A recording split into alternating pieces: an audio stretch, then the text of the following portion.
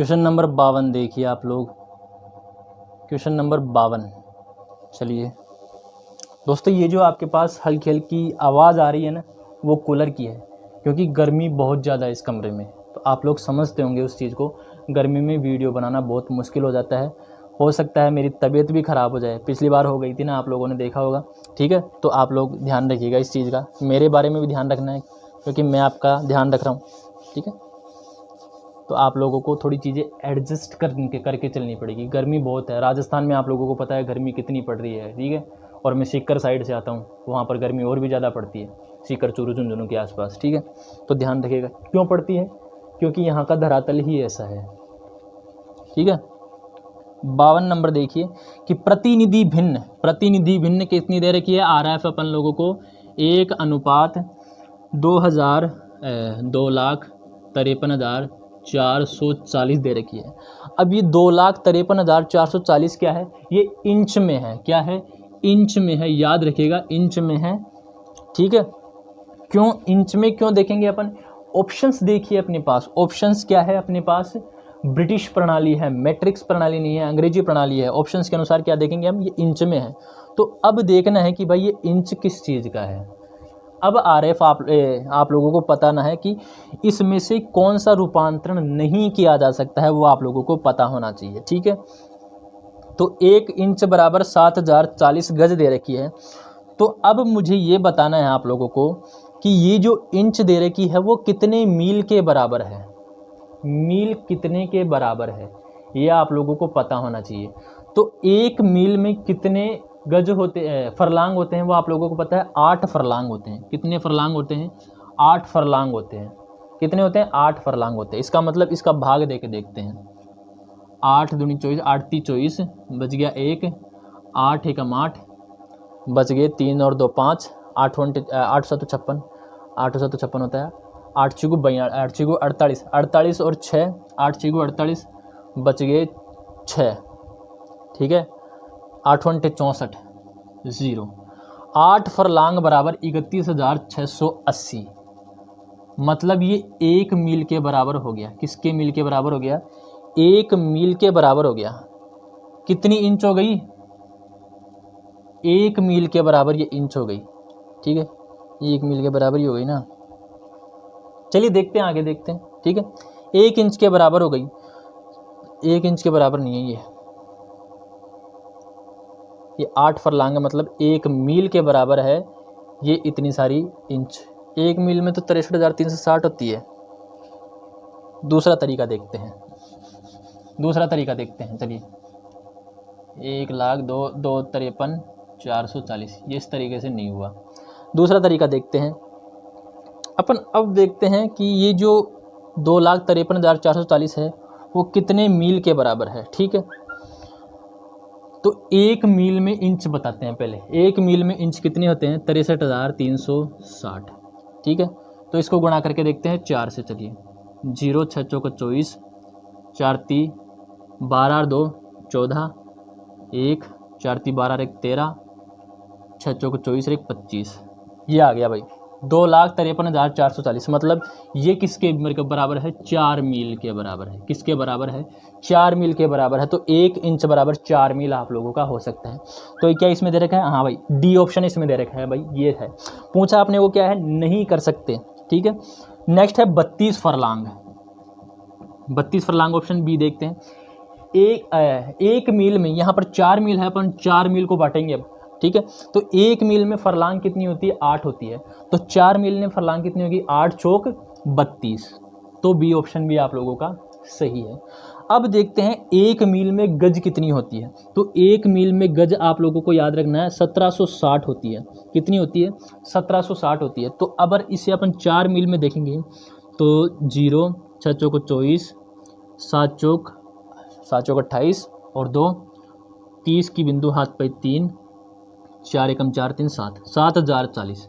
इसका मतलब ये 7,040 वाला 1 इंच बराबर 7,040 गज वाला भी सही है। सही कौन सा नहीं है, 1 इंच बराबर 21,120 इंच। ये तो 1 मील से भी कम हो गया। 1 मील में 63,360 इंच होती है, लेकिन यहाँ पर इंच कितनी दे रखी है, 21,120 इंच। मतलब ये 33% 1 मील का 33%, 0.33। आ रही है बात समझ में? 0.3333 मील हो गया ये। आप लोगों को समझ में आ रही बात है? तो 52 का जो राइट आंसर होगा ऑप्शन नंबर सी हो जाएगा, ऑप्शन नंबर सी की हम इसे परिवर्तन नहीं कर सकते, बाकी को परिवर्तन कर सकते हैं। ठीक है, क्वेश्चन नंबर 53 देखते हैं। दोस्तों ये क्वेश्चन आप लोगों को समझ में आया तो लाइक ज़रूर कीजिएगा, और अगर नहीं आया हो तो एक बार फिर से पीछे करिएगा 1-1.5 मिनट और आप लोग इस क्वेश्चन को समझ लीजिएगा। ठीक है, डिसलाइक मत करना प्लीज़। 53 देखते हैं, क्वेश्चन नंबर 53।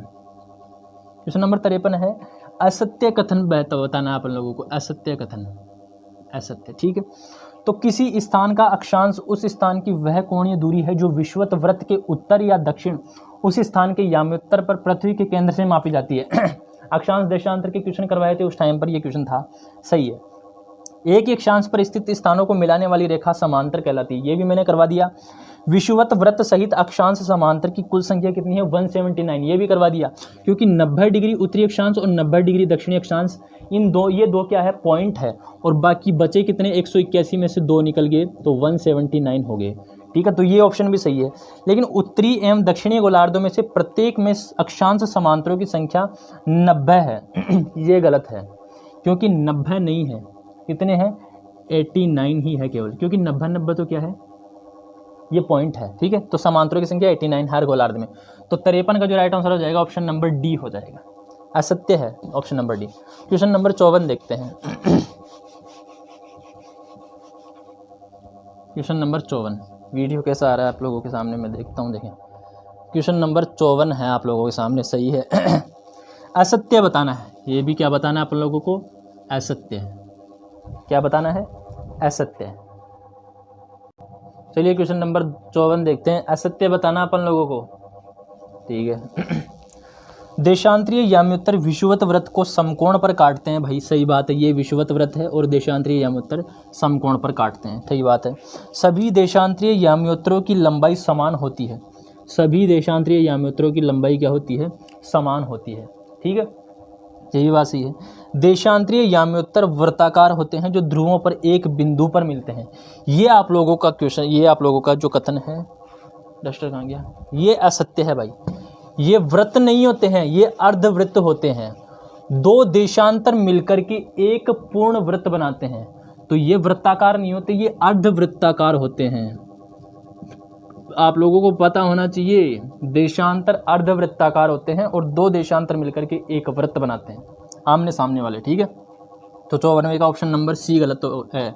राइट आंसर हो गया कि ये जो सी ऑप्शन है वो सत्य नहीं है, असत्य है। इसके अलावा जो 4 नंबर है, 0 डिग्री देशांतरीय याम्योत्तर को प्रधान याम्योत्तर स्वीकार करने के लिए अंतर्राष्ट्रीय समझौता है, सही बात है। कब हुआ था वो बताना है आप लोगों को। अक्षांश देशांतर वाली जो क्लास थी उस टाइम पर मैंने बताया था कि कहाँ पर हुआ था, लंदन में हुआ था, ये मैं बता देता हूँ। कब हुआ था आप लोगों को कमेंट करके ज़रूर बताना है। ठीक है, क्वेश्चन नंबर 54 का ऑप्शन नंबर सी हो गया, उसी टाइम पर बता दिया था मैंने आप लोगों को। अब आप लोग ये नहीं कह सकते कि ये नहीं बताया गया। ठीक है, क्वेश्चन नंबर 54 हो गया। क्वेश्चन नंबर 55 देखते हैं। क्वेश्चन नंबर 55 है लेक्सोड्रोम क्या है? लेक्सोड्रोम भी मैंने आप लोगों को बताया था कि देशांतर जो भी है, पूर्ण वृत्त देशांतर और अक्षांश का जो पूर्ण वृत्त है, उसके अलावा जितनी भी रेखाएं हैं आपस में काटती हैं, उन्हें क्या बोलते हैं? लेक्सोड्रोम कहा जाता है। तो क्या इसमें ऑप्शन इस प्रकार का है? मोलविड प्रक्षेप, भाई ये कहाँ पर आ गया? गोल प्रक्षेप ना भाई, सिनुसाइडल प्रक्षेप ना भाई। तो इनमें से कोई नहीं है, ऑप्शन नंबर डी आप लोगों का राइट आंसर हो जाएगा। मैंने आप लोगों को बता दिया है लेक्सोड्रोम होता क्या है, तो 55 का ऑप्शन नंबर डी हो जाएगा। क्वेश्चन नंबर 56 पहले ही क्लासों में बता दिया है। वीडियो चल रहा है? हेलो, वीडियो चल रहा है? ठीक। क्वेश्चन नंबर 56 है कथन जो यथाकृतिक प्रक्षेप के संबंध में सही है। यथाकृतिक प्रक्षेप, यथाकृतिक प्रक्षेपों की क्लास में से आ गया। वैसे मैंने क्वेश्चन ही बनाए हैं, आप लोगों को ये क्लास नहीं करवाई है क्योंकि नया टॉपिक पढ़ना आप लोगों के लिए हानिकारक हो सकता है। तो 56 नंबर क्वेश्चन है कि यथाकृतिक प्रक्षेप के संबंध में कौन सा सही है, तो ये बताना है आप लोगों को। तो इस प्रक्षेप में मापने की शुद्धता बनाए रखी जाती है? नहीं। इस प्रक्षेप में सभी बिंदुओं की दिशा को सही सही दर्शाया जाता है? नहीं। इस प्रक्षेप में विभिन्न क्षेत्रों की आकृति को सही सही चित्रित किया जाता है? जैसी आकृति है क्षेत्रों की, जो स्थानों की जैसी आकृति है, उन आकृतियों को वैसे की वैसे वहाँ पर उकेर दिया जाता है। याद रखिएगा, क्षेत्र की शुद्धता की उपेक्षा करते हुए, शुद्धता की कोई गारंटी नहीं है, लेकिन जैसी आकृति है, पेड़ है मान लो तो पेड़ की आकृति यहाँ पर बना दी है, ऐसा नहीं है कि हरा पेड़ यहाँ पर ला करके लगाएंगे, नहीं। तो आकृति जैसी है वैसी सही सही चित्रित किया जाता है, इसलिए यथाकृतिक कहा जाता है। इसलिए 56 का जो राइट आंसर होगा ऑप्शन नंबर सी हो जाएगा। ठीक है, आ रही है बात समझ में? बस ये याद रख लेना कि विभिन्न क्षेत्रों की आकृति को सही सही चित्रित किया जाता है, ये टू दी पॉइंट आप लोग याद कर लेना यथाकृतिक के बारे में। क्वेश्चन नंबर 57 देखते हैं। क्वेश्चन नंबर 57 है आप लोगों के सामने। कथन जो समक्षेत्र बेलनाकार प्रक्षेप के संबंध में सही नहीं है कौन सा है? तो इस प्रक्षेप में मापनी केवल 45 डिग्री अक्षांश के समांतर पास ही नहीं होती है। तो ये जो सत्य कथन है वो आप लोग देख लिए इसमें। इस प्रक्षेप में क्षेत्र की समानता को बनाए रखने के लिए आकार में विकृति लानी पड़ती है, विकृति लानी पड़ती है भाई इसमें, ताकि जो समानता है उसको बनाए रखा जा सके। ठीक है, ऑप्शन नंबर ए सही हो गया। इस प्रक्षेप में ध्रुवीय समांतर विषुवत वृत्त के बराबर होती है, ये बात भी सही है। वह प्रक्षेप यथाकृतिक प्रक्षेप नहीं है, ये यथाकृतिक प्रक्षेप नहीं है, याद रखना इस चीज़ को। तो कथन सही नहीं है, कौन सा कथन सही नहीं है? ऑप्शन नंबर बी सही नहीं है इसका। ठीक है, 57 का ऑप्शन नंबर बी सही नहीं है। ठीक है, ये प्रीवियस ईयर क्वेश्चन है जो एग्जाम में क्वेश्चन पूछा जा सकता है, पूछे जा चुके हैं। आप लोग कहते हो ना कि प्रक्षेप से किस प्रकार के क्वेश्चन पूछे जा सकते हैं, तो इस प्रकार से क्वेश्चन पूछे जाते हैं प्रक्षेप में। ठीक है, क्वेश्चन नंबर 58 देखिए। क्वेश्चन नंबर 58 है, भारत में तैयार किए जाने वाले स्थलाकृतिक मानचित्रों की श्रृंखलाओं की संख्या कितनी है? तो वो 2 है, ये याद रखना। कितनी है? 2 है। क्वेश्चन नंबर 59 देखते हैं। क्वेश्चन नंबर 59 इसको रट लीजिएगा। ठीक है, 58 को। क्वेश्चन नंबर 59 है, आइसोहेल के स्तर को प्रदर्शित करने के लिए क्या प्रयुक्त किया जाता है? आइसोहेल क्या पूछा गया है अपन लोगों को? आइसोहेल। ठीक है, आइसोहेलाइन नहीं है, आइसोहेलाइन आता है तो लवणता के रूप में आता है, लेकिन यहाँ पर पूछा गया है आइसोहेल। तो पहला ऑप्शन है समान गहराई, समान गहराई के लिए किया जाता है आइसोबाथ। ठीक है, समान वर्षा के लिए यूज किया जाता है आइसोहाइट, समान सूर्य प्रकाश के लिए यूज किया जाता है आइसोहेल, और समान मेगाच्छादन के लिए आप लोग बताइएगा कि आइसोगोन कहा जाता है या क्या कहा जाता है? आइसोकोन कहा जाता है, आइसोट्रेन कहा जाता है, क्या कहा जाता है आप लोग बताइएगा मुझे। ठीक है, तो 59 का जो राइट आंसर हो जाएगा ऑप्शन नंबर सी हो जाएगा। समान सूर्य प्रकाश वाले स्थानों को मिलाने वाली रेखा को क्या कहते हैं? आइसोहेल कहा जाता है। ठीक है, क्वेश्चन नंबर 60 देखिए आप लोगों के सामने आ रहा है। Question number 60। दोस्तों वीडियो पसंद आ रहा है तो लाइक ज़रूर कीजिएगा, चीज़ें पसंद आ रही है, समझ में आ रही तो। क्वेश्चन नंबर 60 है कि वर्णमात्री एवं सममान रेखा मानचित्रों में आधारभूत अंतर क्या है? यह आप लोगों को पता होना चाहिए, वर्णमात्री और सममान रेखाओं के मानचित्र में। तो इसमें पता होना चाहिए कि जो वर्णमात्री मानचित्र होता है वो प्रशासनिक इकाइयों के आधार पर बनाए जाते हैं। वर्णमात्री जो मानचित्र है वो प्रशासनिक इकाइयों के आधार पर बनाए जाते हैं, लेकिन जो समरेखा मानचित्र है वो प्राकृतिक इकाइयों के आधार पर बनाए जाते हैं। तो ये तो हो गया वर्णमात्री वाला, और ये हो गया सममान रेखा। ठीक है, प्राकृतिक इकाइयों के आधार पर बनाया जाता है सममान रेखा मानचित्र, और प्रशासनिक इकाइयों के आधार पर बनाया जाता है वर्णमात्री मानचित्र। ठीक है, तो 60वें का जो राइट आंसर हो जाएगा ऑप्शन नंबर बी हो जाएगा। क्वेश्चन नंबर 61 देखते हैं।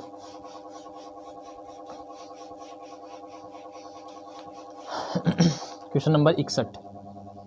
दोस्तों अगर ज़्यादा लेंथी हुआ वीडियो तो मैं इसके 2 पार्ट कर दूंगा आप लोगों के लिए। ठीक है, निम्नलिखित 3 प्रकार के मानचित्रों के लिए सबसे बड़ी मापनी से शुरू करते हुए अवरोही क्रम में मापनी के आधार पर सही अनुक्रम की पहचान कीजिए। मतलब पहले सबसे बड़ी बतानी है और फिर सबसे छोटी मापनी बतानी है।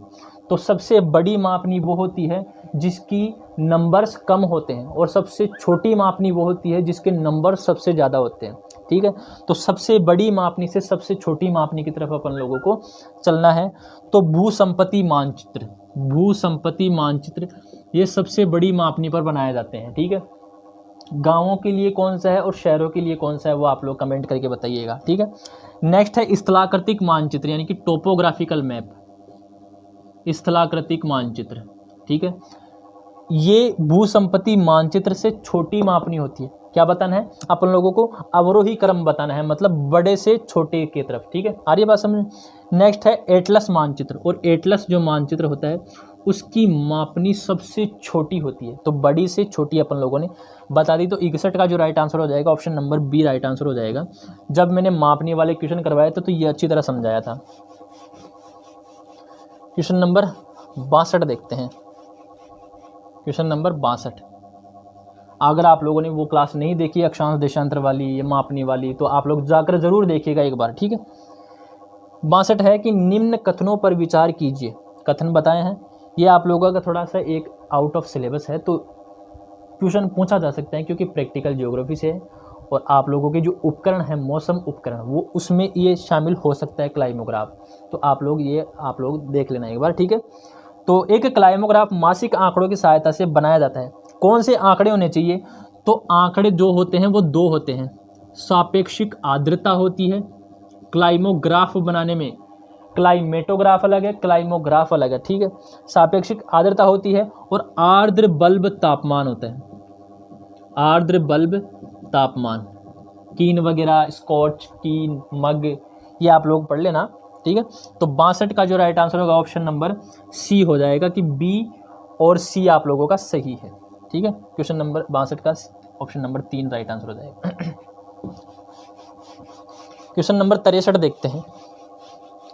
मैंने कहा था 5 से 6 क्वेश्चन जरूर मिलेंगे आप लोगों को, ठीक है। ज़्यादा नहीं है, 120 क्वेश्चन में 5 से 6 क्वेश्चन तो मायने नहीं रखते, आप लोगों को पता है, ठीक है। क्वेश्चन नंबर 63 है, निम्न में से किस मानचित्र प्रक्षेप पर ध्रुव को नहीं दिखाया जाता है? ध्रुवों को नहीं दिखाया जाता किस पर? बेलनाकार मानचित्र पर ध्रुवों को नहीं दिखाया जाता है। तो समक्षेत्र बेलनाकार मानचित्र प्रक्षेप पर ध्रुवों को नहीं दिखाया जाता है, विषुवत रेखा के आसपास वाले क्षेत्रों को दिखाया जाता है। तो इसलिए इसका right answer option number A right answer हो जाएगा। समक्षेत्र बेलनाकार प्रक्षेप में ध्रुवों को नहीं दिखाया जाता है, ठीक है। 63 का ऑप्शन नंबर ए हो गया।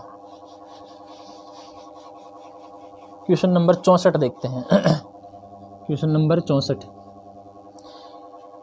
क्वेश्चन नंबर 64 देखिए आप लोग। क्वेश्चन नंबर 64 है आप लोगों के सामने। स्टैंडिगीर विधि का प्रयोग किया जाता है। माफ कीजिएगा। स्टैंडिगीर विधि का प्रयोग किया जाता है। तो स्टैंडिगीर विधि का प्रयोग आप लोगों को पता होना चाहिए, जनसंख्या बिंदुओं को दर्शाने के लिए किया जाता है। और जनसंख्या बिंदु भी अलग अलग होती है, कि ग्रामीणों में अलग होती है, शहरी क्षेत्रों में अलग होती है। तो वो कौन सा होता है कि नगरीय जनसंख्या को गोलों में, ठीक है, और ग्रामीण जनसंख्याओं को बिंदुओं में दर्शाने हेतु स्टैंडिगीर विधि का प्रयोग किया जाता है। तो बस केवल ये याद रखना, ऑप्शन नंबर डी आप लोगों का काम हो जाएगा। क्वेश्चन नंबर 65, क्वेश्चन नंबर 65 है आप लोगों के सामने। सुदूर संवेदन, रिमोट सेंसिंग से क्वेश्चन आया है, ध्यान से पढ़ना है। ऐसे क्वेश्चन ठीक है आप लोगों को सिलेक्शन दिलवाते हैं, ठीक है, तो ध्यान से पढ़ना। सुदूर संवेदन तकनीक में प्रयुक्त वह उपकरण जो विद्युत चुंबकीय विकिरण ऊर्जा को एकत्रित कर उन्हें संकेतकों में बदलकर उपयुक्त आकारों में प्रस्तुत करते हैं तथा जिनसे कि अन्वेषण लक्ष्यों के विषय में सूचना प्राप्त कर सके, क्या कहलाता है? क्या कहलाता है? क्या वो उपग्रह है? ना। परावर्तक है? ना। रडार है? ना। वो क्या है? सेंसर है। सेंसर, संवेदक। संवेदक क्या करता है? विद्युत चुंबकीय विकिरणीय ऊर्जा को एकत्रित कर उन्हें संकेतकों में बदलता है और उपयुक्त रूप से आकारों में प्रस्तुत करता है अपने सामने, ताकि अपन अपने लक्ष्य को हासिल कर सके। कौन करता है? सेंसर करता है भाई, संवेदक करता है। याद रखना, ऑप्शन नंबर डी इसका राइट आंसर हो जाएगा। ध्यान रखना इन क्वेश्चंस का, ये क्वेश्चंस ही आप लोगों को सिलेक्शन दिलवाएंगे, ठीक है। क्वेश्चन नंबर 65 हो गया। बिल्कुल सिंपल सा क्वेश्चन था, बस थोड़ा सा समझने की जरूरत थी। क्वेश्चन नंबर 66, एकदम सिंपल क्वेश्चन आते हैं। कई क्वेश्चंस आप लोगों को पता है 30 से 40 क्वेश्चन तो ऐसे होंगे।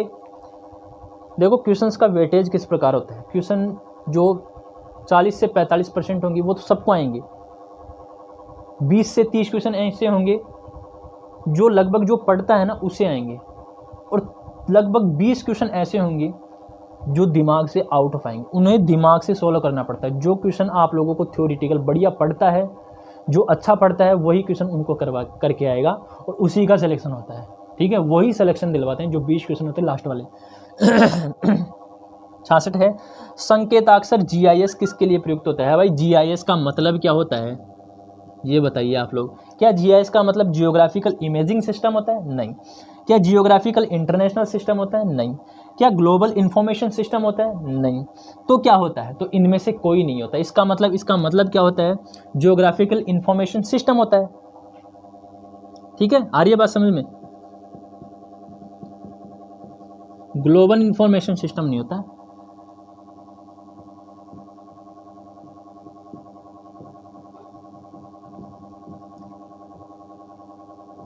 जियोग्राफिकल इंफॉर्मेशन सिस्टम, क्या ये सही है? आप लोग मुझे कमेंट करके बताना है, क्या ये जियोग्राफिकल इंफॉर्मेशन सिस्टम सही है क्या? ठीक है, मेरी स्माइल पे मत जाना, आप लोग कमेंट करके बताना GIS का मतलब क्या होता है, ठीक है। ये एब्रीवेशन है, ये एब्रीवेशन पूछी जाएगी आप लोगों को 100%, 100 नहीं 99% आप लोग देख लेना कि GIS की एब्रीवेशन आप लोगों को पूछी जाएगी। क्या ये जियोग्राफिकल इंफॉर्मेशन सिस्टम सही है? कमेंट करके बताइएगा।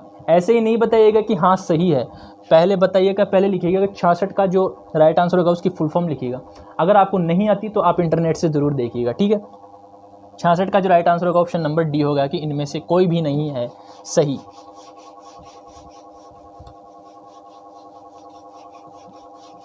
क्वेश्चन नंबर 67 देखते हैं। क्वेश्चन नंबर 67 है, निम्नलिखित में से GIS के महत्वपूर्ण घटकों में सम्मिलित नहीं है। GIS के 5 महत्वपूर्ण घटक है, सॉफ्टवेयर, हार्डवेयर, डेटा प्रोसेसिंग और पीपल्स। तो प्रक्रिया है भाई, आंकड़े है भाई, जनसंख्या कितनी भी हो उससे कोई मायना नहीं है, बस उनको चलाने वाले 2-4 व्यक्ति चाहिए, वो होता है पीपल, PEOPLE, लोग। जनसंख्या इसमें नहीं आएगी भाई।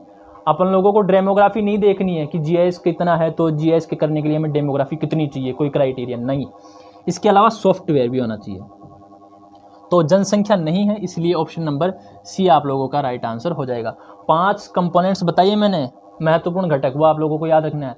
हार्डवेयर, सॉफ्टवेयर, प्रोसेसिंग, इसके अलावा जो पीपल्स, इसके अलावा जो लास्ट का है वो कौन सा हो गया यार, डेटा, ठीक है, याद रखिएगा। 67 का ऑप्शन नंबर सी हो जाएगा। लोग ही नहीं होंगे तो प्रोसेसिंग कौन करेगा, डेटा एकत्र कौन करेगा, कंप्यूटर चलाएगा कौन? क्वेश्चन नंबर 68 देखते हैं। हाँ भाई देखिए, संक्षिप्ताक्षर के लिए दिए गए निम्नलिखित में से कौन सा कूट दृश्य भूमि प्रतिदर्श लैंडस्केप मॉडल को सही निरूपित करता है? तो लैंडस्केप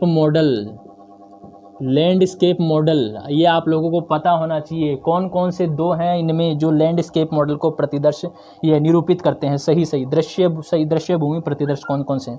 तो एक है आप लोगों के सामने DEM और एक है आप लोगों के सामने DTM। DEM जो है वो डिजिटल एलिवेशन मॉडल है और ये है डिजिटल टेरेन मॉडल। तो ये आप लोग याद रखना, यहाँ से क्वेश्चन बन सकता है। आप लोग याद रखना, यहाँ से क्वेश्चन बन सकता है। मैं 3 बार बोल रहा हूँ, यहाँ से क्वेश्चन बन सकता है। तो 68 का जो राइट आंसर होगा वो ऑप्शन नंबर हो जाएगा, ऑप्शन नंबर सी हो जाएगा, ए और ऑप्शन नंबर 3 हो जाएगा, ए और डी आप लोगों का सही है, ठीक है। क्वेश्चन नंबर 69 देखते हैं। क्वेश्चन नंबर 69, अभी 120 क्वेश्चन पढ़ने हैं आप लोगों को, जाइएगा नहीं। निम्न में से GIS की प्रक्रिया है, GIS की प्रक्रिया क्या होती है? ये ओवरलेइंग की प्रोसेस है। किसकी प्रोसेस है? ओवरलेइंग की, मैप ओवरलेइंग की। याद रखना, मैप ओवरलेइंग होता है, इसमें 2 प्रकार के डाटा होते हैं, रास्टर और वेक्टर। ये भी आप लोगों को पता होना चाहिए।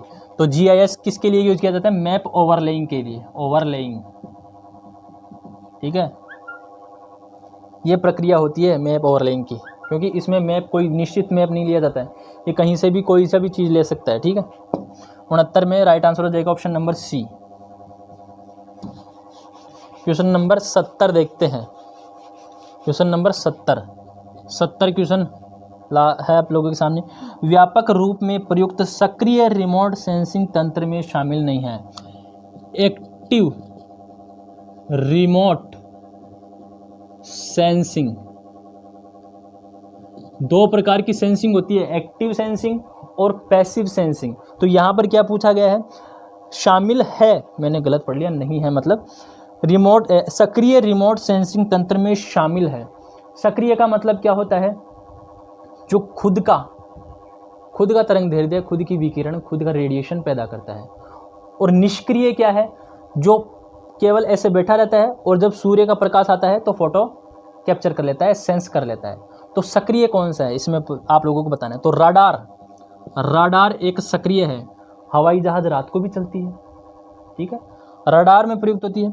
लीडार, ये भी क्या होता है, खुद विकिरण तरंग छोड़ती है, फिर जाके ऑब्जेक्ट से टकरा करके और फिर पता चलता है। नेक्स्ट है सोनार, ये भी तरंगे खुद गिराती है। सोनार जो रेडिएशंस हैं वो खुद जाती है और खुद टकरा करके वापस आती है, फिर उससे पता चलता है, ठीक है। तो ये तीनों क्या हो गई, ये सक्रिय रिमोट सेंसर है। क्या है, सक्रिय रिमोट सेंसिंग की प्रोसेस है। और बाकी जो सूर्य के प्रकाश में जो भी सेंस किया जाता है वो निष्क्रिय होता है, पैसिव होता है, क्योंकि उसमें खुद का जो दिमाग है, उस खुद का जो तरंग है वो यूज़ नहीं किया जाता है। खुद का तरंग मतलब एक्टिव हो गया भाई, ठीक है। आ रही है बात समझ में, चीज़ें समझ में आ रही है तो लाइक ज़रूर कीजिएगा एक बार, ठीक है, एक बार ही कीजिएगा, दूसरी बार मत कीजिएगा, ठीक है। 70 का जो राइट आंसर हो जाएगा ऑप्शन नंबर बी हो जाएगा, ऑप्शन नंबर 2 की ए, बी और सी तीनों सही है, ठीक है। क्वेश्चन नंबर 71 देखिए।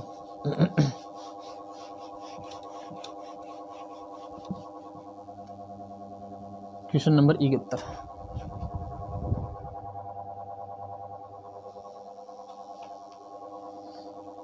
एक रिमोट सेंसिंग डिटेक्टर की संवेदनशीलता जो इसके सिग्नल सामर्थ्य को धरातल से परावर्तित या उत्सर्जित विकिरण प्रवाह के अनुसार विभेदित करता है।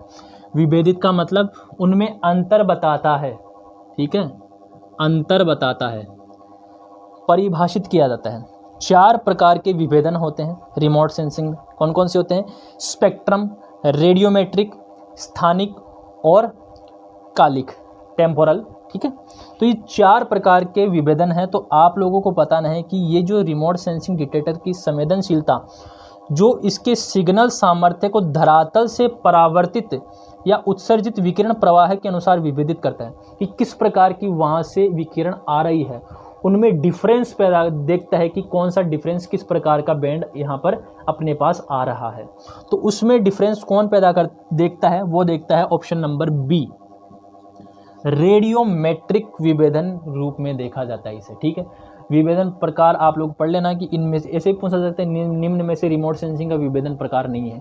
तो विभेदन प्रकार 4 आप लोगों के सामने, रेडियोमेट्रिक, स्पेक्ट्रम और स्थानिक और इसके अलावा टेम्पोरल या फिर इस कह सकते हैं कालिक विभेदन, ठीक है। 71 का बी हो गया। क्वेश्चन नंबर 72, क्वेश्चन नंबर 72 है, यदि किसी इमेज का रेडियोमेट्रिक विभेदन 6 बिट है, कितने बिट है, 6 बिट, ध्यान से समझिएगा, ठीक है, 6 बिट है, तो इनका दूसरा मान यानी कि ग्रे वैल्यू क्या होगी, ग्रे वैल्यू, ठीक है। आजकल तो 32 बिट, 32 क्या, हाँ 32 बिट यूज़ होने लगे हैं, ठीक है। तो यदि किसी इमेज का रेडियोमेट्रिक विभेदन कितना है, 6 बिट है, तो उसका ग्रे वैल्यू क्या होगी। तो ग्रे वैल्यू निकालने के लिए क्या करेंगे, हम 2 को 6 बार लिख देंगे, 2 गुणा 2 गुणा 2 गुणा 2 गुणा 2 गुणा 2, कितनी बार हो गया, 1 2 3 4 5 6। अब इनको क्या कर लेंगे, हम गुणा कर लेंगे, 2 दूनी 4, 4 दूनी 8, 8 दूनी 16, 16 दूनी 32 और 32 दूनी 64। तो जिसकी बिट वैल्यू 6 होगी उसकी ग्रे वैल्यू कितनी होगी, 64 होगी। याद रखना इस चीज़ को, इसी प्रकार से ग्रे वैल्यू निकालनी है। तो 72 का जो राइट आंसर होगा ऑप्शन नंबर डी हो जाएगा। क्वेश्चन अच्छे लग रहे हैं तो लाइक जरूर कीजिएगा, और पहली बार वीडियो देख रहे हैं, चैनल पर आए हैं तो सब्सक्राइब करे बिना नहीं जाइएगा, इट्स अ रिक्वेस्ट, ठीक है, कितना हो गया, क्वेश्चन नंबर 72 हो गया। क्वेश्चन नंबर 73 देखते हैं। क्वेश्चन नंबर 73 है, भूभाग के लक्षणों का सुदूर संवेदन अधिकांशतः किस पर आधारित है। तो भूभागीय लक्षणों के उत्सर्जकता गुणधर्म के आधार पर, कि किस प्रकार से जो भाग है, भूभाग है, वो किस प्रकार की रेडिएशन उत्सर्जित कर रहा है, उसके गुणधर्म के आधार पर ही लक्षणों का सुदूर संवेदन किया जाता है। तो इसी पर आधारित है। तो 73वें का जो राइट आंसर होगा ऑप्शन नंबर डी होगा, कि किस प्रकार की वहाँ से किरणें उत्सर्जित हो रही है, किस प्रकार से परावर्तन हो रहा है। ठीक है, आ रही बात समझ में। तो 73 का ऑप्शन नंबर डी हो गया। क्वेश्चन नंबर 74 देखते हैं। क्वेश्चन नंबर 74 है, दृश्य प्रकाश का तरंग दैर्ध्य क्या होता है। वेरी वेरी इंपॉर्टेंट, लगा लेना। आप लोगों से ये क्वेश्चन पूछा जा सकता है। 99.99% चांस है आप लोगों के पास कि ये क्वेश्चन आप लोगों को आएगा ही। तो इसका जो प्रकाश का तरंग दैर्ध्य है, कौन से प्रकाश का, दृश्य प्रकाश का, विजिबल लाइट का जो तरंग दैर्ध्य है, ठीक है, वो आप लोगों को पता होना चाहिए। वो है 0.4 से 0.7 माइक्रोमीटर। ठीक है, 0.4 से 0.7 माइक्रोमीटर। ठीक है, तो 74 का जो राइट आंसर हो जाएगा ऑप्शन नंबर 3 हो जाएगा। इसके पहले कौन सा तरंग दैर्ध्य आता है और इसके बाद में कौन सा तरंग दैर्ध्य आता है, आप लोग मुझे कमेंट करके जरूर बताएंगे। क्वेश्चन नंबर 75 देखते हैं। क्वेश्चन नंबर 75 आप लोगों के सामने, कि निम्न में से कौन सा एक GIS सॉफ्टवेयर नहीं है बताना है आप लोगों को। नहीं है तो GIS सॉफ्टवेयर आप लोगों को इंटरनेट पर मिल जाएगी। इसकी लिस्ट आप लोग एक बार देख के जरूर चले जाना, जो इम्पोर्टेंट है। आर्क व्यू एक GIS सॉफ्टवेयर है, इल्विस एक GIS सॉफ्टवेयर है, मैप इंफॉर्मेशन प्रोफेशनल एक GIS सॉफ्टवेयर है। इसके अलावा ऑटोकेड एक सॉफ्टवेयर नहीं है। सॉफ्टवेयर तो है लेकिन ये कंप्यूटर सॉफ्टवेयर है, ठीक है, याद रखिएगा। तो ऑटोकेड GIS सॉफ्टवेयर नहीं है, तो ऑप्शन नंबर बी आप लोगों का राइट आंसर हो जाएगा। क्वेश्चन नंबर 76 देखते हैं। क्वेश्चन नंबर 76 आप लोग करिए और मैं वीडियो की आवाज़ चेक करता हूँ कि गई कि नहीं गई, या वैसी की वैसी है। चलिए क्वेश्चन नंबर 76 देखते हैं। देखिए आप लोगों के सामने है। ये हो सकता है आप लोगों के सिलेबस में शामिल नहीं हो, लेकिन कई बार ऐसे क्वेश्चन पूछ लिए जाते हैं। चलिए करिए यार, दिक्कत ना हो जाए। 76 देखते हैं। सहसंबंध गुणांक का कौन सा मान संबंध श्रेणी में शामिलित नहीं होता है। तो +99 होता है, उच्च संबंध होता है, मतलब +1 होते हैं पॉजिटिव संबंध होता है, मतलब ये पॉजिटिव है और ये उच्च है।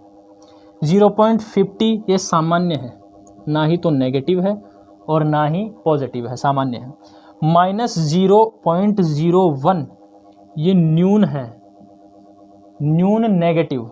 ठीक है, नेक्स्ट है 1 से ऊपर तो कोई सहसंबंध जाता ही नहीं है, या तो -1 होगा या +1 होगा, 1 से ऊपर नहीं जाएगा या फिर 0 होगा। इसमें आएगा तो वो हो जाएगा पूर्णतः नकारात्मक सहसंबंध इसमें आएगा पूर्णतः सकारात्मक सहसंबंध, और ये होगा कोई संबंध नहीं है। तो ये आप लोगों का ऑप्शन नंबर डी सही नहीं होगा। ऑप्शन नंबर डी असत्य हो गया, सुमेलित नहीं है, तो चौथा राइट आंसर हो जाएगा। ठीक है, ये थोड़ा सा आउट ऑफ सिलेबस हो सकता है। मैंने कहा था पहले ही कि 5 से 6 क्वेश्चन आप लोगों को आउट ऑफ सिलेबस मिलेंगे। क्वेश्चन नंबर कौन सा 77 देखते हैं। क्वेश्चन नंबर 77 निकटतम पड़ोसी सूचकांक, निकटतम नियरेस्ट नेबर एनालिसिस। जब आप लोग बस्तियों के प्रकार पढ़ते हो उसमें ये एक प्रैक्टिकल का क्वेश्चन है। ठीक है, तो हो सकता है बस्तियों के प्रकार से रिलेटेड आप लोगों को ये क्वेश्चन दे दे, क्योंकि बस्तियों के प्रकार अपन लोगों के सिलेबस में है। तो नियरेस्ट नेबर एनालिसिस के संबंध में कौन सा मूल्य सही नहीं है। तो 0 है, इसके अलावा 1 है, इसके अलावा 2.15 है, माइनस जो 2 है उसका कोई नियरेस्ट नेबर एनालिसिस में कोई रिलेशन नहीं है। रैंडम ठीक है, यादृच्छिक, इसके अलावा जो जमे हुए हैं वो सेटलमेंट्स आप लोगों को देखने हैं। अभी मुझे नाम याद नहीं आ रहे इनके इंग्लिश वाले, ठीक है। तो आप लोग याद रखिएगा ये वैल्यू नियरेस्ट नेबर एनालिसिस में नहीं है, जीरो वाली है मतलब कोई भी जगह नहीं है बीच में, ठीक है। एक वाली है मतलब है जगह लेकिन कोई एक वो नहीं है, वे नहीं है, कोई तरीका नहीं है, ऐसे बिखरे पड़े हैं, ठीक है। और 2.15 वाला इसका मतलब सभी व्यवस्थित हैं एक तरीके से, ठीक है। आ रही है बात समझ में? तो 77 का जो राइट आंसर होगा ऑप्शन नंबर सी हो जाएगा, ठीक है। क्वेश्चन नंबर 78 है आप लोगों के सामने। क्वेश्चन नंबर 78, क्वेश्चन नंबर 78 है, ये रहा। भूगोल शब्द का सर्वप्रथम प्रतिपादन किसने किया था?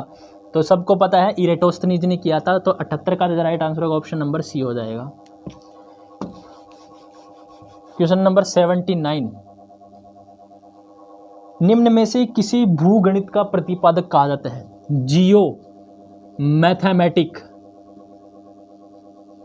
जियो मैथमेटिक का प्रतिपादक किसे कहा जाता है? तो हिप्पार्कस नहीं है भाई, हेरोडोटस इतिहास के पिता आ गए, हिकेटियस नहीं होगा, तो भूगोल के पिता हिकेटियस। तो कौन सा आ गया? ऑप्शन नंबर ए आप लोगों का सही होगा 79 में, कि जियो मैथमेटिक के पिता किसे कहा जाता है, प्रतिपादक किसे कहा जाता है? इरेटोस्थनीज को कहा जाता है, क्योंकि इन्होंने क्या कहा था, क्या किया था? पृथ्वी की परिधि की गणना की थी, ठीक है। आ रही है बात समझ में? ठीक है। क्वेश्चन नंबर 80 देखते हैं। क्वेश्चन नंबर 80 करिए एक बार, देखता हूँ, देखें चल रहा है क्या वीडियो, चल रहा है क्या, दौड़ रहा है। क्वेश्चन नंबर 80 है कि पृथ्वी की उत्पत्ति के संबंध में वायव्य राशि परिकल्पना किसने दी थी, किसके द्वारा दी गई थी? इमैनुअल कांट के द्वारा दी गई थी। तो इमैनुअल कांट का पूछा है कि ये कहाँ के थे, कहाँ के दार्शनिक थे? तो ये जर्मन दार्शनिक थे। क्या ये जर्मन दार्शनिक थे? कमेंट करके बताइएगा, ठीक है। 80 का जो राइट आंसर होगा ऑप्शन नंबर बी हो गया। क्वेश्चन नंबर 81 है कि भूगोल को सर्वप्रथम सामान्य एवं विशिष्ट के रूप में विभाजित किसने किया था? ये क्वेश्चन आप लोगों को याद रखना है, ठीक है। जनरल और स्पेशल, ये ज्योग्राफी में विभाजित किसने किया था? या द्वैतवाद का प्रचलन किसने प्रस्तुत किया था? तो वो कौन थे? वारेनियस महोदय थे। Option number A right answer हो जाएगा, वारेनियस महोदय। 81 में 82 देखते हैं। भूगोल में वह दृष्टिकोण जो यह कहता है कि क्रम संज्ञानात्मक प्रक्रिया से प्रेरित होते हैं, यह सार है। क्रम संज्ञानात्मक प्रक्रिया से प्रेरित होते हैं। हो सकता है आप लोगों के सिलेबस में ये नहीं है, लेकिन जब आप लोग भूगोल के दार्शनिक वगैरह हैं, जो दर्शन वगैरह हैं, जो भी इसमें नियतिवाद, प्रकृतिवाद, जो भी इसके उपागम है वो पढ़ लेते हैं, तो उसमें ये चीज़ आती है। तो वो होता है व्यवहारवाद, बिहेवियरलिज्म डब्ल्यू किरक के द्वारा दिया गया था, याद रखना आप लोगों को, ठीक है। भूगोल का वह दृष्टिकोण जो कहता है कि क्रम संज्ञानात्मक प्रक्रिया से प्रेरित होते हैं, तो व्यवहारवाद है। 82 का ऑप्शन नंबर सी हो गया। अच्छे क्वेश्चन आगे जाइएगा नहीं। क्वेश्चन नंबर 83 आप लोगों के सामने।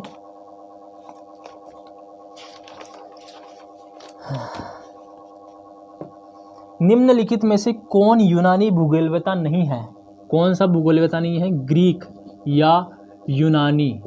तो हेरोडोटस यूनानी है, होमर यूनानी है, हाँ होमर यूनानी, इरेटोस्थनीज यूनानी है, लेकिन जो क्लैडियस टोल्मी है वो एक रोमन भूगोलवेता है। कौन से भूगोलवेता है? रोमन भूगोलवेता। स्ट्रेबो, टोल्मी, सेलिनोस, ये सभी क्या है? ये रोमन भूगोलवेता है। तो 83 का जो राइट आंसर हो जाएगा ऑप्शन नंबर बी हो जाएगा। क्वेश्चन नंबर 84 हो गया। क्वेश्चन नंबर 84 है, भूगोल में एक स्मरणीय लेखन कार्य जो अल्माजेस्ट के नाम से जाना जाता है। अल्माजेस्ट या अल्मागेस्ट किसने लिखा था? तो वो लिखा था टोल्मी ने। याद रखना इस चीज को। 84 का राइट आंसर टोल्मी हो जाएगा, ऑप्शन नंबर ए। बुक्स वगैरह पूछी जाएंगी आप लोगों को, आप लोग मुझे कमेंट करके बताइएगा, या फिर मैं आप लोगों को कम्युनिटी टैब में एक पोस्ट दूंगा कि आप लोगों को जो बुक्स हैं उनसे रिलेटेड जो ऑथर्स हैं उनकी जो आप लोगों को क्लास चाहिए या नहीं चाहिए, ठीक है। और मैं इसी प्रकार से पढ़ाऊंगा आप लोगों को। ठीक है, क्योंकि वो उस प्रकार से मुझसे होता नहीं है। कूलर चलेगा क्योंकि गर्मी में हालत ख़राब हो जाती है। ठीक है, 84 हो गया। 85 देखते हैं, क्वेश्चन नंबर 85।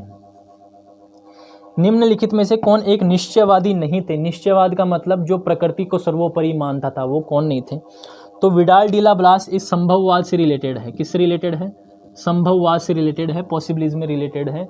ठीक है, आ रही है बात समझ में? इसके अलावा हुम्बोल्ट प्रकृतिवादी थे, कार्ल रिटर प्रकृतिवादी थे, डिमोलिंस प्रकृतिवादी थे। तो ऑप्शन नंबर ए आप लोगों का 85 में सही हो जाएगा। क्वेश्चन नंबर 86 देखते हैं। क्वेश्चन नंबर 86 है कि Britain and the British seas पुस्तक किसने लिखी? तो वो लिखी थी मैकिंडर महोदय ने। ये राजनीतिक भूगोलवेता थे, मैकिंडर महोदय ने लिखी थी। Option number C right answer हो जाएगा। ठीक है, क्वेश्चन नंबर 86 हो गया। Question number 87, civilization and climate, ये किसी ने लिखी थी? तो इनका नाम तो आप लोग याद ही रखना है। मानव भूगोल में सबसे फेमस व्यक्ति है सिविलाइजेशन, ये एल्सवर्थ हंटिंगटन। तो याद रखना है मानव भूगोल वाले स्टूडेंट्स, हंटिंगटन को याद रखना है। सिविलाइजेशन एंड क्लाइमेट याद रखना है। किसने लिखी थी? हंटिंगटन ने लिखी थी। 87 का राइट आंसर ऑप्शन नंबर 3 हो जाएगा, option number C. Question number 88 है, स्थानिक संगठन की संकल्पना प्रस्तावित की थी? कौन से स्कूल ने की थी? जर्मन स्कूल ने की थी। स्थानिक संगठन किसने की थी? ये याद रखना है, केवल रट लेना है। स्थानिक संगठन की प्रति कहाँ पर आई थी? प्रस्तावित की थी संकल्पना जर्मन स्कूल में। ठीक है, 88 का ऑप्शन नंबर बी हो जाएगा। क्वेश्चन नंबर 89 है, निम्न में से कौन आधुनिक भूगोल के पिता के रूप में जाना जाता है? सबको पता है कि हम्बोल्ट महोदय और रीटर महोदय ये आधुनिक भूगोल के पिता के रूप में जाने जाते हैं। तो सबसे पहले नाम आता है हम्बोल्ट महोदय का। किसका नाम आता है? हम्बोल्ट महोदय का। और इन्हीं की रचनाओं को पढ़ करके रीटर ने अपना लेखन कार्य किया था। ठीक है, तभी तो उन्हें आर्म चेयर भूगोलवेता कहा जाता है। कुर्सी पर बैठे रहते थे आराम से। तो 89 का जो राइट आंसर होगा ऑप्शन नंबर सी होगा। हम्बोल्ट और रीटर साथ दे रखा है, तो आप लोगों को हम्बोल्ट करना है क्योंकि पहले यही आए थे। ठीक है, क्वेश्चन नंबर 90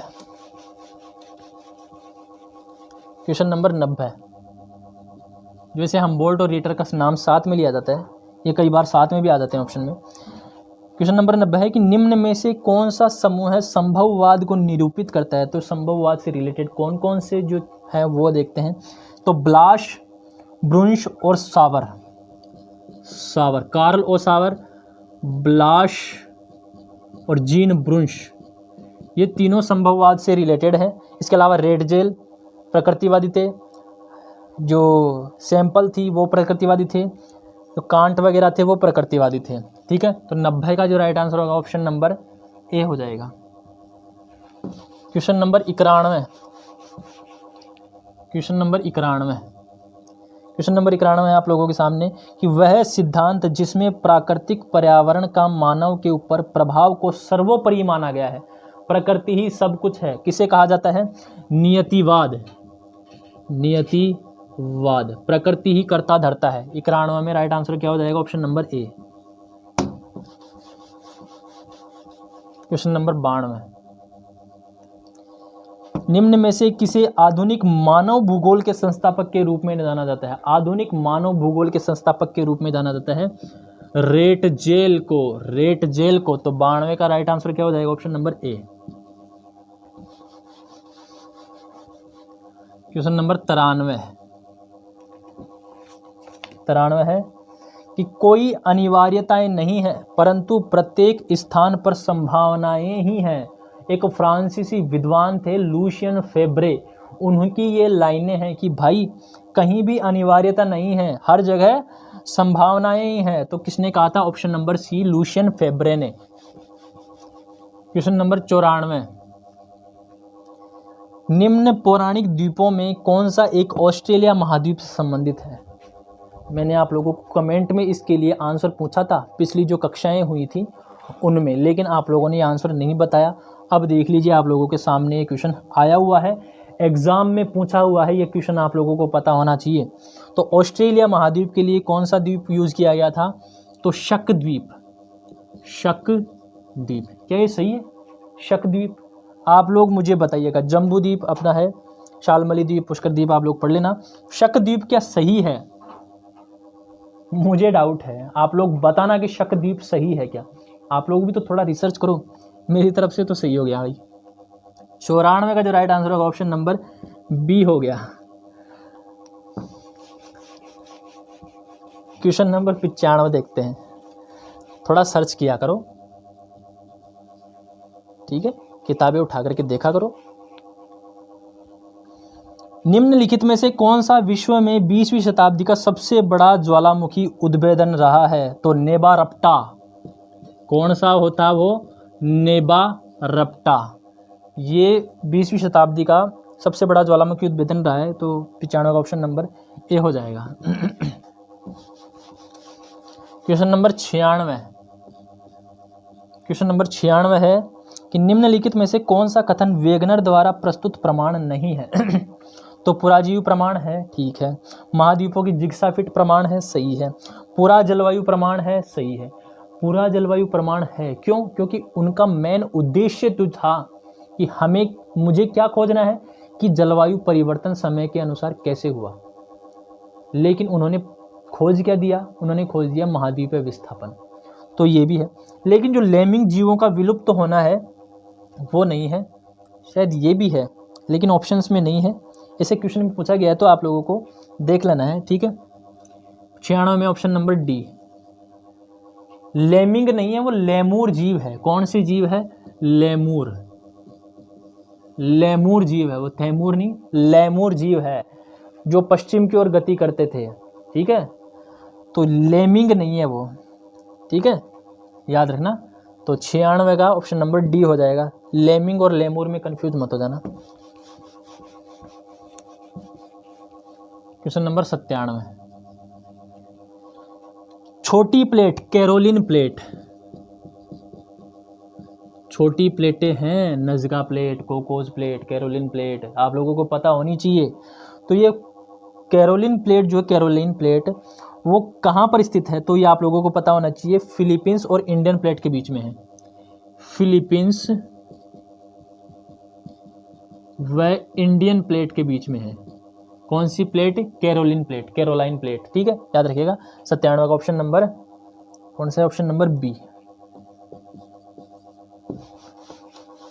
क्वेश्चन नंबर 98 देखते हैं। क्वेश्चन नंबर 98, लोकेशन पता होनी चाहिए आप लोगों को प्लेटों की। क्वेश्चन नंबर 98 है कि निम्नलिखित में से असत्य कथन बताना है भाई। असत्य बताना है अपन लोगों को कि भूकंप उत्पन्न कारक ऊर्जा प्रायः भ्रंश के किनारे ही निकलती है। सही बात है, जहां पर थोड़ी सी दरार दिखी वहां से ऊर्जा निकलना शुरू। अगर दरार नहीं दिखी तो आप लोगों को पता है कि जब दरार ऊष्मा निकलेगी, वहां से ऊर्जा निकलेगी तो फॉल्ट पड़ेगा और भूकंप तेज आएगा। तो जहां कहीं भी दरार दिखेगी वहां से ही ऊर्जा निकलनी शुरू हो जाएगी। सही है। अधिकेंद्र भूतल पर उद्गम केंद्र के समीपतम बिंदु होता है। सही बात है। भूकंप का उद्गम केंद्र, ऑप्शन नंबर डी देखना, भूकंप का उद्गम केंद्र अवकेंद्र भी कहलाता है। जहां से उद्गम होता है उसे फोकस कहा जाता है। सही बात है। ये देखना, सभी प्राकृतिक भूकंप दुर्बल मंडल में आते हैं? नहीं, दुर्बल मंडल में नहीं आते, कहीं पर भी आ सकते हैं भाई पूरी पृथ्वी के अंदर। कोई जरूरी नहीं है दुर्बल मंडल के अंदर ही आए। दुर्बलता मंडल तो खुद एस्थनोस्फेयर है जहां पर मैग्मा पाया जाता है, मैग्मा चेंबर है, ठीक है। तो 98 का जो राइट आंसर होगा ऑप्शन नंबर सी हो गया कि भाई ये सत्य नहीं है, यह असत्य है। क्वेश्चन नंबर 99, सेंचुरी होने वाली है अपनी। क्वेश्चन नंबर 99 है, निम्नलिखित में से किसकी गति न्यूनतम है? न्यूनतम गति बताना है अपन लोगों को। तो आर्कटिक जो कटक है, ऑप्शन नंबर कौन सा है? बी।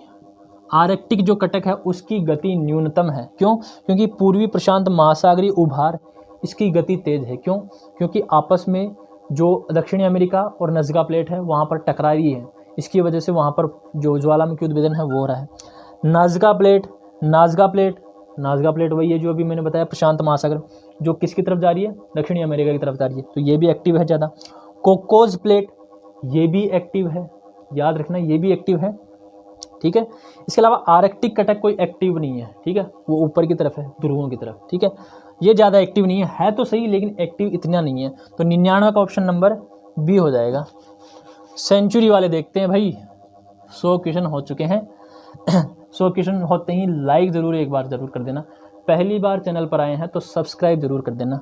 100 क्वेश्चन हो चुके हैं भाई आप लोगों के, हो चुके हैं, हो रहा है। अपसारी सीमा का एक उदाहरण नहीं है। अपसारी सीमा का मतलब एक दूसरे से प्लेटें दूर जा रही हैं, मतलब एक दूसरे से प्लेटें दूर जा रही है, मतलब निर्माण हो रहा है। तो उदाहरण देखना है कि इंडियन प्लेट एवं अंटार्कटिका प्लेट के बीच की सीमा, ये अपसारी सीमा है। क्यों? कि अंटार्कटिका और इंडियन प्लेटें एक दूसरे से दूर जा रही है, लेकिन ये कॉन्फ्लुएंस कहाँ पर कर रही है? ये यूरेशियाई प्लेट के साथ कॉन्फ्लुएंस करती है इंडियन, तो अपसारी प्लेट का उदाहरण हो गया, सही बात है। नेक्स्ट है नाजका एवं प्रशांत महासागरीय प्लेट के बीच की सीमा, ये भी सही है। प्रशांत महासागर की प्लेट पूर्व की तरफ खिसक रही है ये पूर्व या पश्चिम की तरफ, और नाजका प्लेट दक्षिणी अमेरिका की तरफ खिसक रही है, ये भी अपसारी है, ठीक है। ये जा रही है नाजका इधर अब दक्षिणी अमेरिका की तरफ, और ये प्रशांत महासागर की तरफ आ रही है। तो यहाँ पर जो है वो है पूर्वी प्रशांत महासागरीय कटक, जो भी मैंने बताई थी वो हो रहा है। नेक्स्ट है मध्य अटलांटिक कटक, ये तो किससे छुपा हुआ भाई, मध्य अटलांटिक कटक, बीच में से धीरे धीरे इसकी ऊंचाई बढ़ती जा रही है, अंदर से लावा निकल रहा है।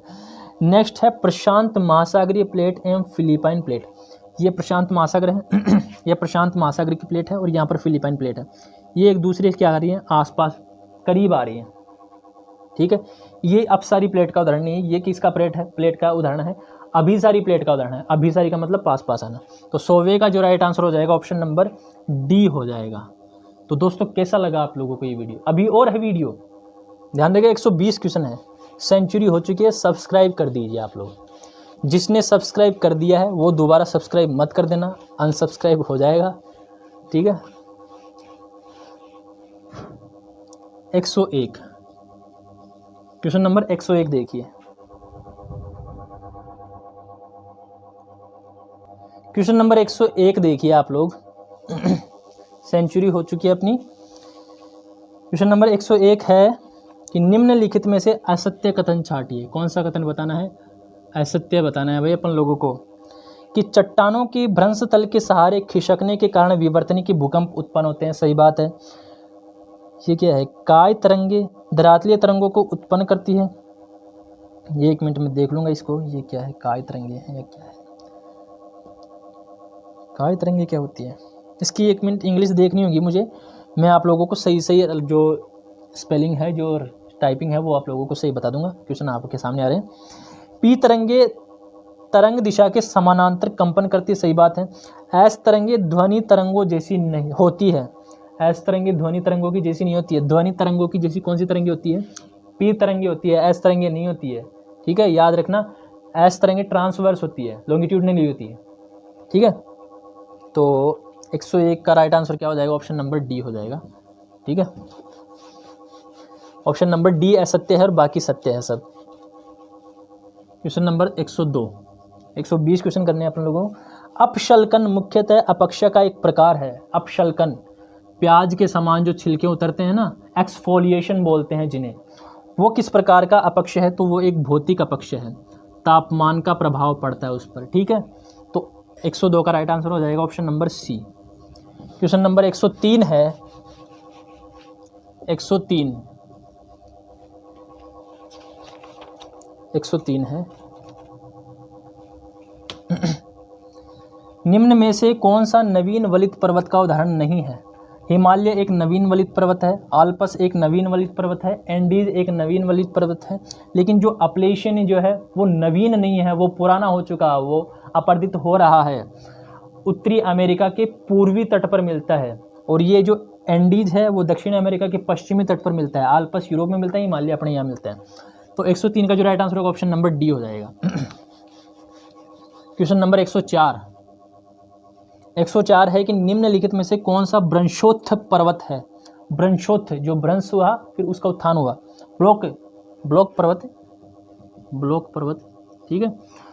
तो आल्पस नहीं है, अपलेशियन नहीं है, यूराल नहीं है, वासजेस क्या है? एक ब्रंश पर्वत है, ठीक है। तो 104 का जो राइट आंसर होगा ऑप्शन नंबर 4 हो जाएगा, डी। 105 देखते हैं, 105 है कि निम्नलिखित में से कौन सा ज्वालामुखी पर्वत नहीं है। ज्वालामुखी पर्वत नहीं है तो माउंट किलिमंजारो ज्वालामुखी है, फ्यूजियामा ज्वालामुखी है, मेयान ज्वालामुखी है, माउंट सियरा नेवादा ज्वालामुखी नहीं है। ऑप्शन नंबर डी आप लोगों का सही हो गया। और ये जो माउंट ज्वालामुखी है ये आप लोग मुझे बताइएगा कि ये जो फ्यूजियामा है, किलिमंजारो है, मेयान कहाँ पर है। ठीक, 106 देखिए कि जाम्बिया और जिम्बाब्वे के सीमाओं के पर स्थित जलप्रपात कौन सा है। सब लोगों को पता है विक्टोरिया जलप्रपात, विक्टोरिया जलप्रपात जिम्बाब्वे और जाम्बिया की सीमाओं पर। ठीक है, तो ऑप्शन नंबर सी हो जाएगा 106 का। क्वेश्चन नंबर 107 है निम्नलिखित में से कौन सा कटिबंध मृदा का उदाहरण नहीं है। कटिबंध मृदा का उदाहरण नहीं है तो कटिबंध मृदा का उदाहरण तो जलोढ़ नहीं है। जहाँ पर भी नदियाँ मिलेगी वहाँ पर जलोढ़ मृदाएं मिल जाएगी। इसमें कोई ऐसा नहीं है कि ये निश्चित कटिबंध ही होगा तभी ये जलोढ़ मृदा निर्मित होगी। कहीं पर भी नदी होगी उसके जमाव जलोढ़ मृदा कहलाते हैं। ठीक है, आ रही है बात समझ में। इसके अलावा प्रियरी मृदा एक कटिबंध मृदा है, लेटेराइट मृदा एक कटिबंध मृदा है, चरनोजम मृदा एक कटिबंध मृदा है। ठीक है, 107 का जो राइट आंसर होगा ऑप्शन नंबर ए हो जाएगा।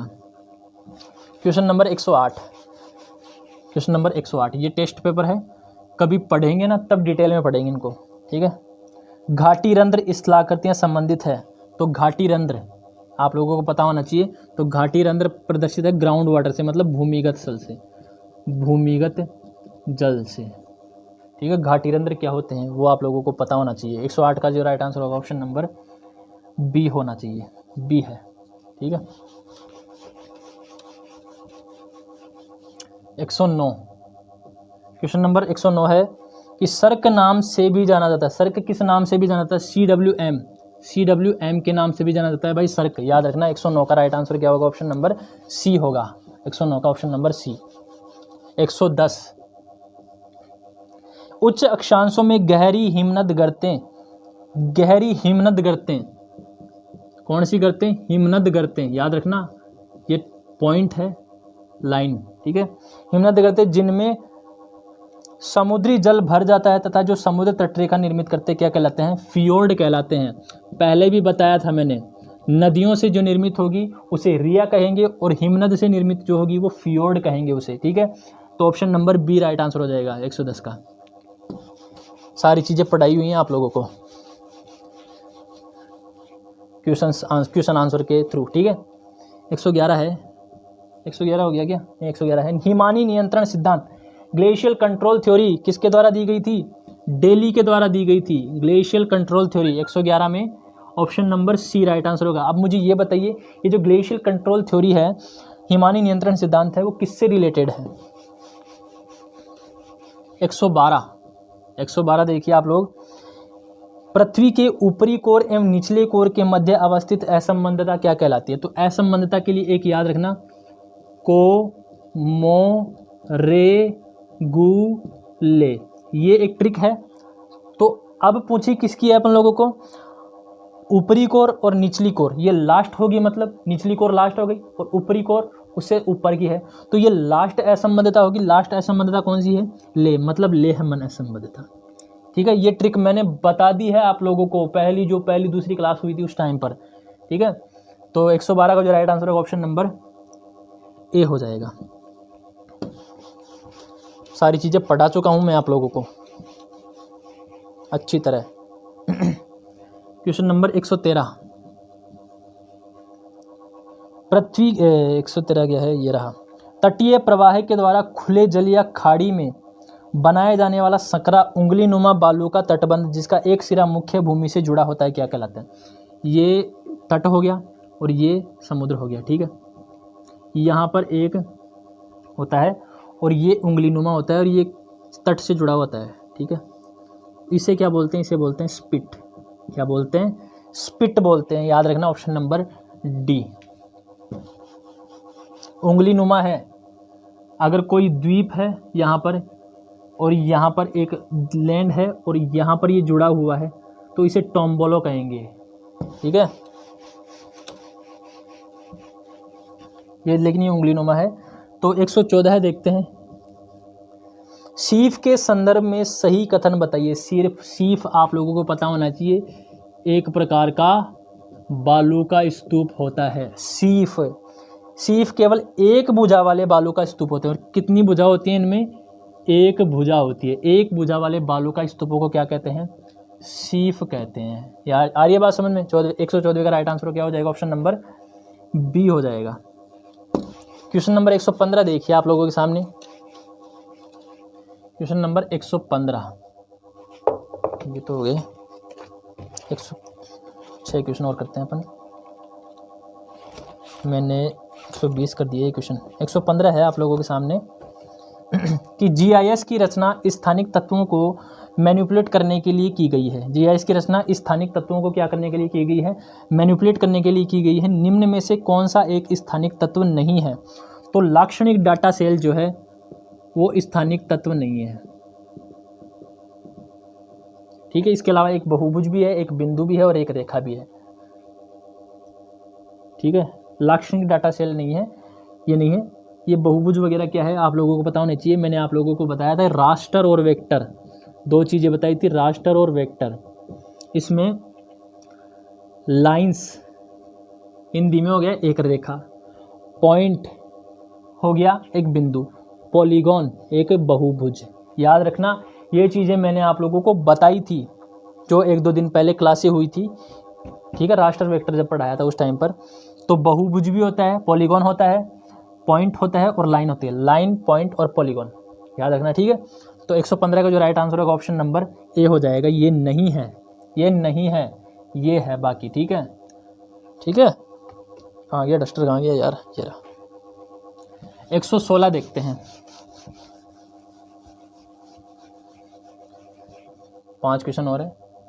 ठीक है, 116 है कि निम्न में से कौन सी तरंगे सुदूर संवेदन तकनीक के उपग्रहों द्वारा प्रयोग की जाती है? रिमोट सेंसिंग में किस प्रकार की तरंगे उपयोग की जाती है?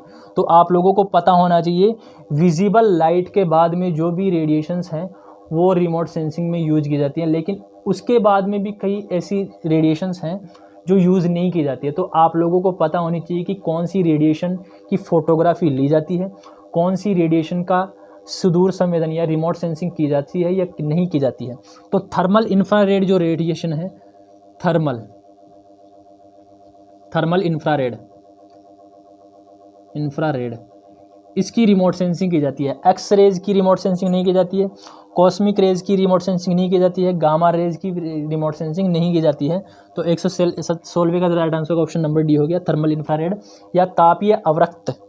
क्वेश्चन नंबर 117 देखते हैं। क्वेश्चन नंबर 117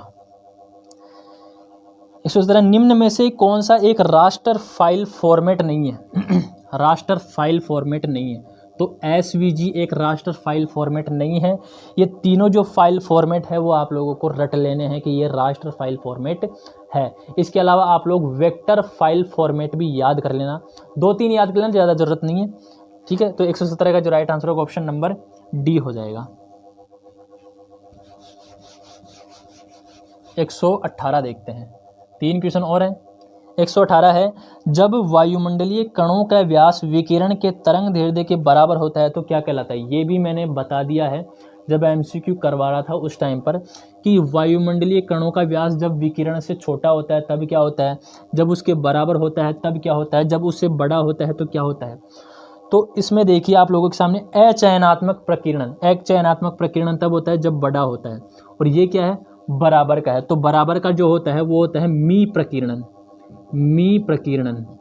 और जब छोटा होता है कण तो होता है रेले प्रकीर्णन, रेले प्रकीर्णन। और ये है चयनात्मक, सेलेक्टिव स्कैटरिंग, ये सेलेक्टिव स्कैटरिंग और ये है असेलेक्टिव स्कैटरिंग। ठीक है, आ रही बात समझ में? 118 का जो राइट आंसर होगा ऑप्शन नंबर मी प्रकीर्णन कौन से ऑप्शन में है? Option number B. अच्छी तरह समझा दिया है मैंने अभी भी। ठीक है, याद रखना इस चीज़ को, क्वेश्चन एक आधा क्वेश्चन पूछ सकता है। ये मी से रिलेटेड है तो आप लोगों से हो सकता है रेले क्वेश्चन पूछ ले। ठीक है। 119 निम्न में से किस ग्राफ में समान वितरण रेखा दिखाया जाता है? तो वो कौन सा हो गया? लोरेंज वक्र, लोरेंज वक्र। ये आप लोगों के सिलेबस में नहीं है, वैसे मैंने करवा दिया है, आप लोग याद रखना। लोरेंज वक्र में समान वितरण नहीं, समान वितरण दिखाया जाता है। ठीक है, समान वितरण नहीं दिखाया जाता है, शायद ये क्वेश्चन गलत हो गया। ठीक है, इसे छोड़ देना आप लोग, वैसे भी आप लोगों के सिलेबस में नहीं है। ठीक है, मुझे ये थोड़ा सा गलत लग रहा है।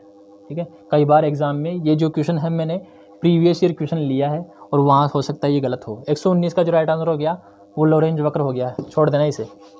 120 नंबर का क्वेश्चन करते हैं। चलो भाई, लास्ट क्वेश्चन है आप लोगों के सेशन का, 120 नंबर का क्वेश्चन है। दोस्तों अगर वीडियो पसंद आया हो तो लाइक ज़रूर कीजिएगा, चैनल को सब्सक्राइब करे बिना मत जाइएगा, क्योंकि आगे आने वाली वीडियोस की नोटिफिकेशन आप लोगों के लिए ज़रूरी है, क्योंकि एग्ज़ाम पास आ रही है और ऐसे ही क्वेश्चन मैं लेके आऊँगा। ठीक है, नेक्स्ट है 120, शांत उद्गार वाले ज्वालामुखी कहलाते हैं। शांत उद्गार वाले ज्वालामुखी क्या कहलाते हैं? हवाई तुल्य ज्वालामुखी कहलाते हैं। क्यों? क्योंकि इनकी जो विस्कोसिटी है, इनकी जो गाढ़ापन है वो कम होता है। ये दरारी उद्गार होते हैं। दरारी उद्गार मतलब एक भ्रंश होगा, उसके सहारे से ऐसे निकलते रहेंगे चुपचाप। तरल होगा क्योंकि विस्कोसिटी कम होगी तो ज़्यादा दूर तक फैलेंगे। ठीक है, पठार का निर्माण होगा। ठीक है, तो कौन से हैं? हवाई तुल्य। इसके अलावा ये जो भी हैं आप लोगों के सामने, स्ट्राम्बोली, वल्केनो तुल्य, पीलियन तुल्य, इनमें क्या होता है? ब्लास्ट होता है। और इनमें जो स्ट्राम्बोली है उसमें कई कई दफ़ा होता है। पीलियन तुल्य तो आप लोगों को पता है, आप लोगों ने ज्वालामुखी पढ़ा होगा। ठीक है, इनमें ब्लास्ट होते हैं लेकिन इनमें ब्लास्ट नहीं होता है, ये शांत प्रकार का है। तो ये हो गई आप लोगों की 120 क्लास MCQs की। हो सकता है मैं ये वीडियो आप लोगों को 2 भागों में दूं। ठीक है, तो चलिए मिलते हैं नेक्स्ट वीडियो में, तब तक के लिए अपना ध्यान रखिएगा। चैनल को सब्सक्राइब नहीं किया तो सब्सक्राइब जरूर कर दीजिएगा, शेयर ज़रूर कीजिएगा वीडियोज़ को अपनी ग्रुप्स के अंदर जो लेब असिस्टेंट की तैयारी कर रहे हैं। तो मिलते हैं नेक्स्ट वीडियो में, तब तक के लिए अपना ध्यान रखिएगा। जय हिंद।